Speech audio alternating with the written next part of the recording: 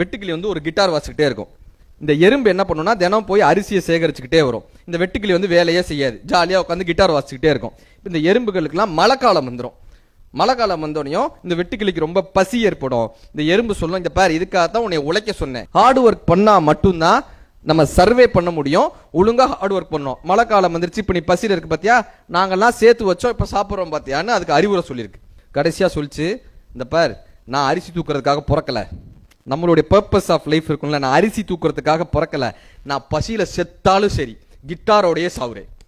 ஒரு நாள் 2 நாள் இந்த எறும்புகளுடைய தலைவன் வந்து சொல்றாங்க, எப்பா நீ நல்லா கிட்டார் வாசிக்கிறையா, நாங்க ஜென்ரலா போய் வேலை பார்த்தோம்னா 11 அரிசி எடுப்போம் ஒரு நாளைக்கு, ஆனா உன்னுடைய இசையை கேட்க கேட்க எங்களுக்குள்ள ஒரு உற்சாகம் வருது, 11 அரிசி எடுக்கக்கூடியனா 15 அரிசி எடுத்துட்டு வரேன்ப்பா, 15 அரிசி எடுத்துட்டு வரேன்ப்பா, ரொம்ப தேங்க்ஸ் பான். இந்த வெட்டுக்கிளி சொல்லுது, 15 அரிசி எடுக்கிறீங்கல்ல, நீங்க 13 வச்சுக்கங்க, ஒவ்வொருத்தரும் எனக்கு 2 கொடுத்துருங்க. இப்ப எல்லா எறும்புகளும் இந்த அக்ரிமெண்ட்டுக்கு ஒத்து வருது.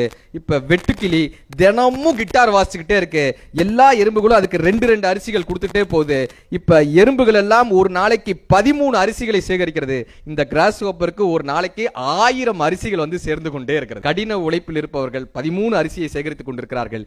வெட்டுக்கிளியாய் தனக்கு பிடித்த விஷயங்களை செய்து கொண்டிருப்பவர்கள் 1000 அரிசிகளை எளிதாக சேகரித்துக் கொண்டிருக்கிறார்கள்.